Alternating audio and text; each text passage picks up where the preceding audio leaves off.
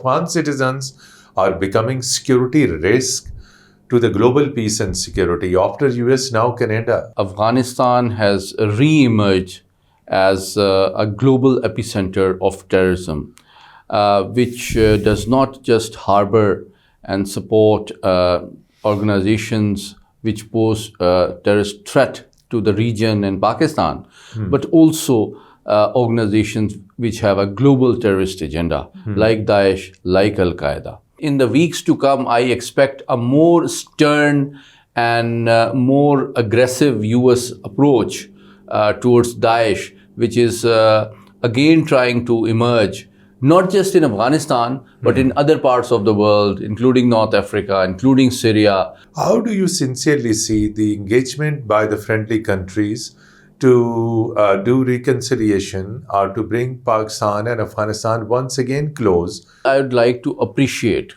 the sincere efforts of all brotherly countries, particularly Saudi Arabia and others, in trying to convince Afghan Taliban that they need to meet their international obligations, particularly Doha Accord. They need to stop supporting terrorism. How Pakistan's narrative on Afghanistan and terrorism is viewed by global community? In the last 4 years, Pakistan's stance towards terrorism in general, and Afghanistan in particular, has won worldwide support and acclaim. And the evidence are the 2 UN reports which were issued this year that you have mentioned, that completely endorse Pakistan's concerns.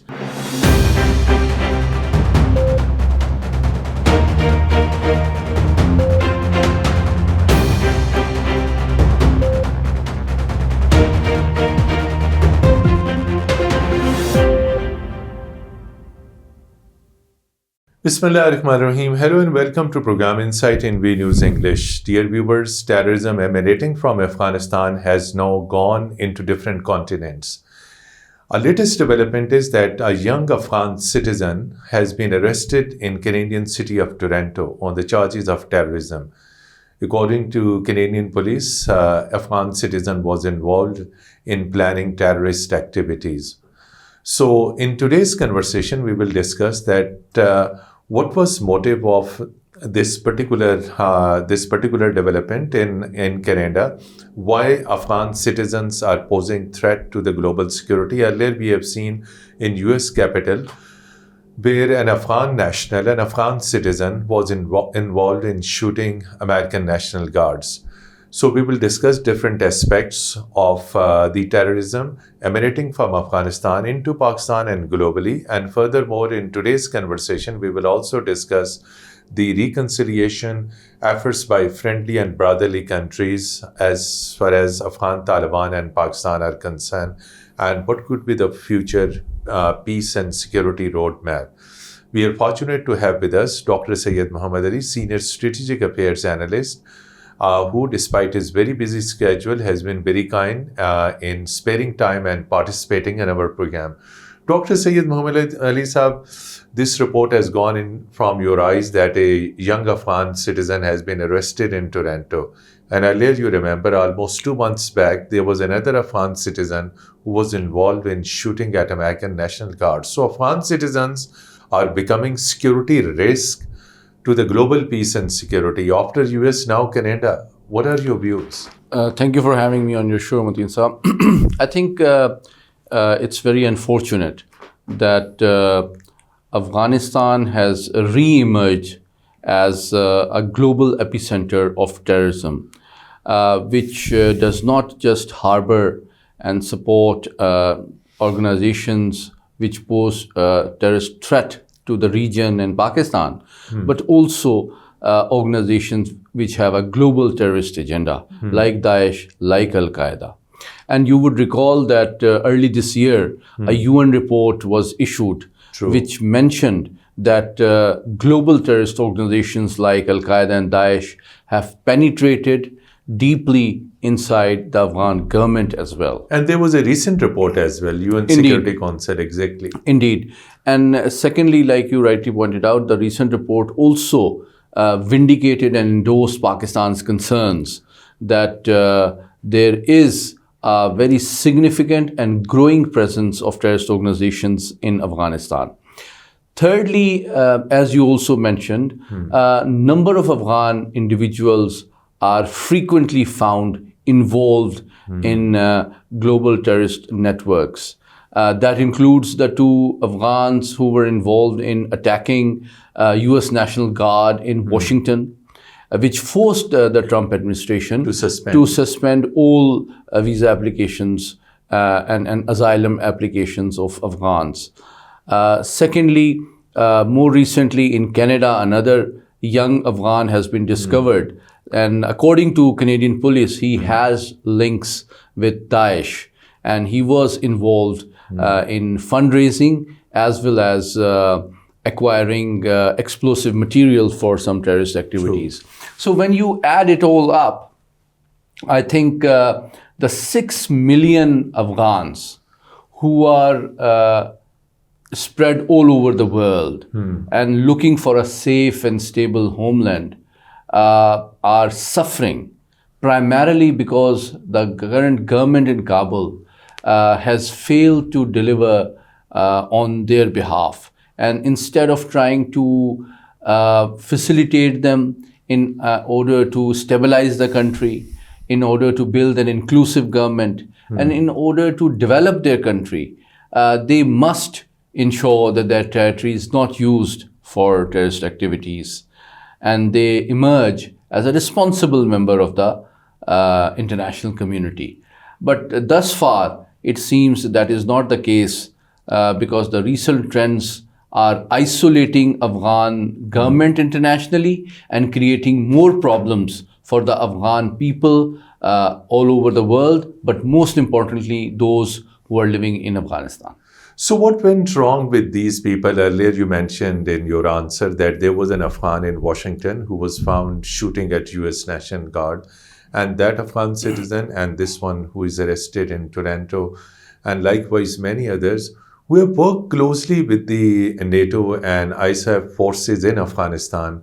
They got training. Then finally, what went wrong with them? Why they become so violent? Why they chose the path of the terrorism? So, and second connected short point, was there any issue of their security vetting that was not done while they were being taken to these countries as an immigrants? I think there are two possibilities. One is that some individuals who initially sought asylum in the Western world, particularly the US, were sort of disgruntled and they were not satisfied with the quality of life that they were offered in the US. But more significant is the possibility that within the garb of the Afghan asylum seekers who used to work for the ISAF forces and the US military contractors and translators and drivers and so on Technical and so forth. Jobs. Absolutely. Some of these people were in reality part of the global terrorism networks. And they use these opportunities to present themselves as asylum seekers and went to Western countries.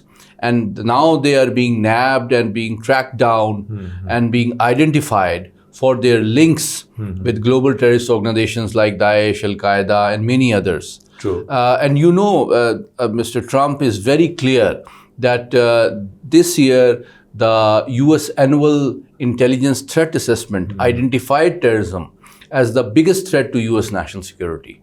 So he is very clear. That's why all these applications for Afghan asylum seekers were stopped. And also, I think they recently carried out a major airstrike inside Syria on Daesh targets as well. And killed some of the Daesh. Absolutely. So I think in the weeks to come, I expect a more stern and more aggressive US approach towards Daesh, which is again trying to emerge, not just in Afghanistan, but in other parts of the world, including North Africa, including Syria, including more recent attack in Australia as well, in which an Indian national was involved. Dr. Saab, another aspect is Pakistan's relation with Afghan Taliban. We have seen brotherly countries hosted many rounds of talk. First, we have seen Qatar hosting such talks in Doha, then later on Istanbul. Then later on, we have also seen Saudi Arabia hosted another round of talks between Pakistan and Afghan Taliban in Riyadh. But these whole talks did not yield any results due to rigid approach adopted by Afghan Taliban. So, how do you sincerely see the engagement by the friendly countries to do reconciliation or to bring Pakistan and Afghanistan once again close, despite recent attack on a military post in North Waziristan on which Pakistan summoned a senior Afghan diplomat in Islamabad? Such activities are continuing. Firstly, I would like to appreciate the sincere efforts of all brotherly countries, particularly Saudi Arabia and others, in trying to convince Afghan Taliban that they need to meet their international obligations, particularly Doha Accord. They need to shape an inclusive government. They need to stop supporting terrorism. And they need to make a clear and verifiable commitment towards Pakistan that its territory will not be used for terrorist activities against Pakistan. In all these three engagements, starting from Doha, starting from Turkey, and more recently from our brotherly and friendly country, Saudi Arabia, I think they are very valuable and precious efforts, and I really appreciate them because it provided Afghan Taliban an opportunity to listen to not just Pakistan's concerns, but also a very sincere counsel and advice from our brotherly country of Saudi Arabia as well. That this is the tolerance and support and facilitation of terrorism is a distortion of the peaceful religion of Islam. It creates problems for the Muslims all around the world. It brings Muslims into a bad light at a time when under the visionary leadership of Mohammed bin Sultan, you are witnessing Saudi Arabia emerge as a vibrant, dynamic and moderate society.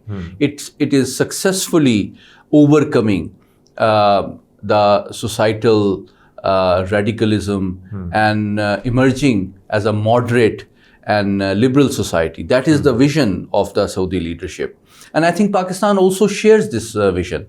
Pakistan also wants to be a moderate, liberal, dynamic society where difference of opinion is tolerated and respected, where sanctity of life and honor is sacrosanct.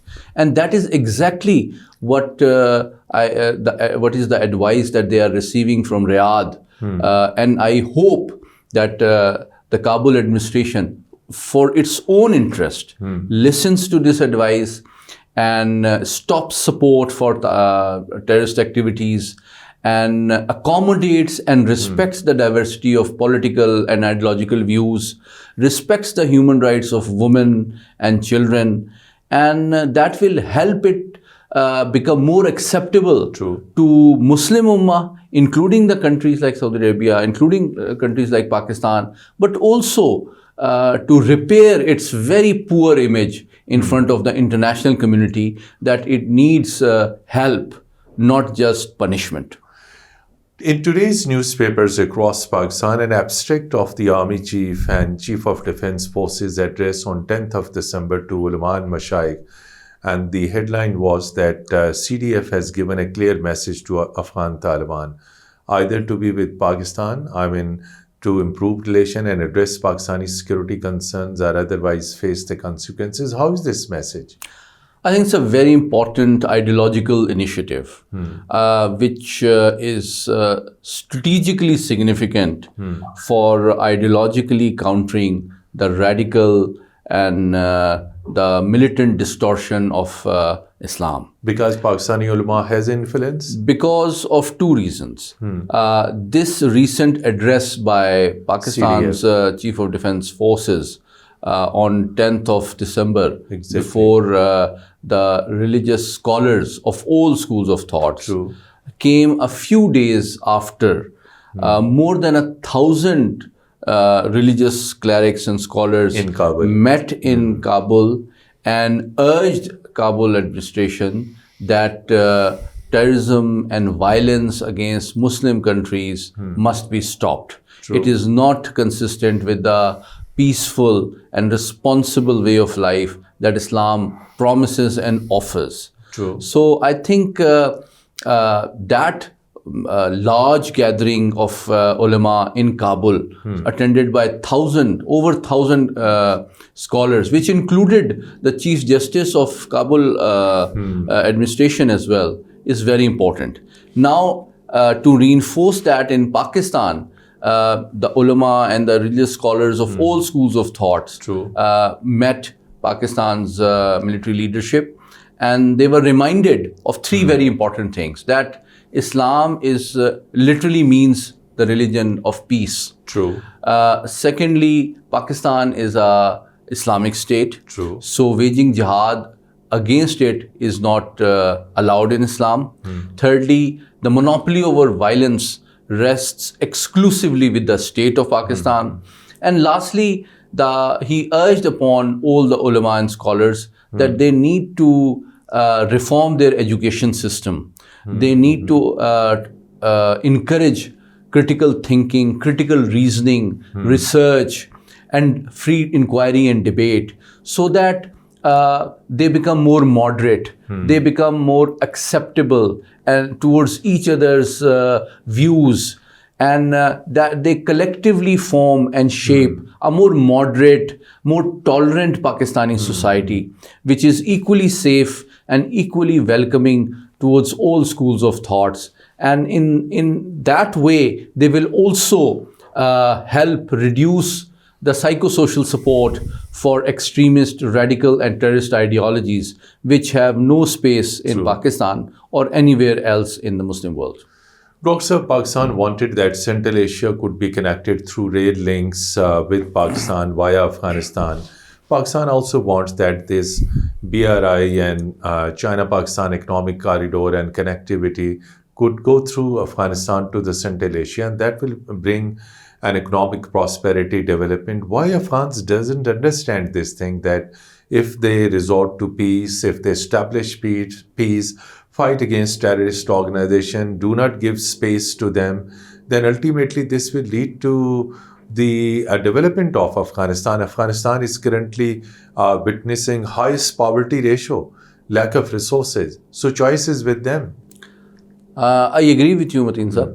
But it is unfortunate that despite almost 4.5 years of being in power, it seems that the Kabul administration is continuing to think and act as a militant organization rather than a responsible state, whose primary task is to stabilize their country, form a stable political system, an inclusive political system, secure their borders, welcome the Afghans who are returning home, help them, settle them, facilitate them, so that they become a productive member of the society and create economic opportunities for Afghans, and also increase their export revenue.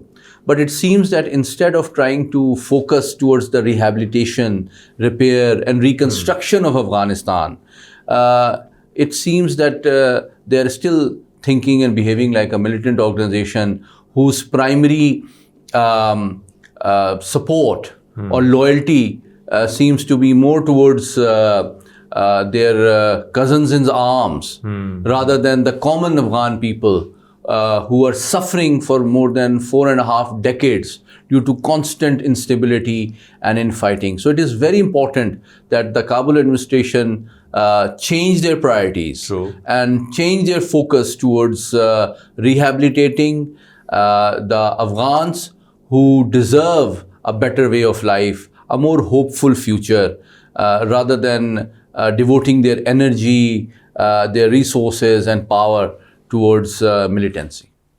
Since you keep close eye on communication, media, regional, global media, you have very good scanning, understanding and reading how Pakistan's narrative on Afghanistan is viewed by global community.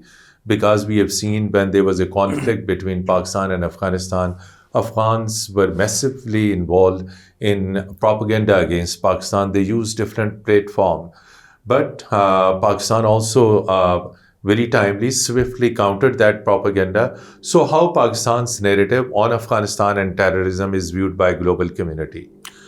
That's a very good question. I think in the last 4 years, Pakistan's stance towards terrorism in general, True. and Afghanistan in particular, has won worldwide support and acclaim.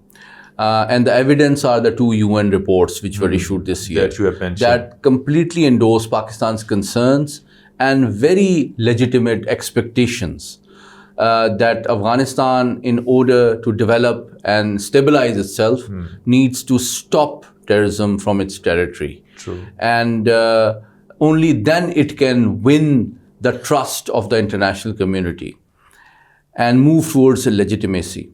But I think the international community shares Pakistan's concerns, and not just at the regional level, but at the global level, for 2 reasons. Number one, Afghanistan unfortunately has re-emerged as an epicenter of global terrorist organizations. Secondly, Pakistan has been the leading country which has not only sacrificed a lot, but also successfully countered terrorism from both global and regional organizations. True. So Pakistan's experience, Pakistan's sacrifices, Pakistan's vision, and Pakistan's approach is appreciated around the world.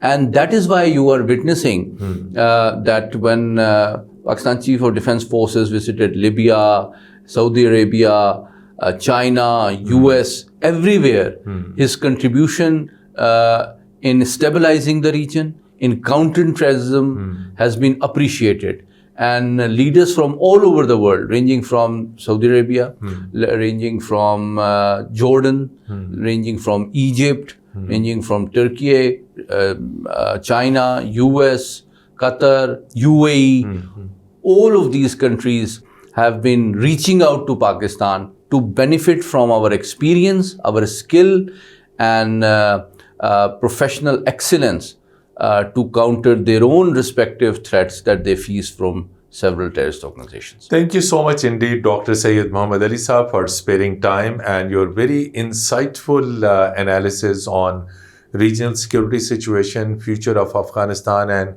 Pakistan's contribution in fight against terrorism and Pakistan's contribution for a peaceful region. Dear viewers, till our next program, goodbye and Khuda Hafiz.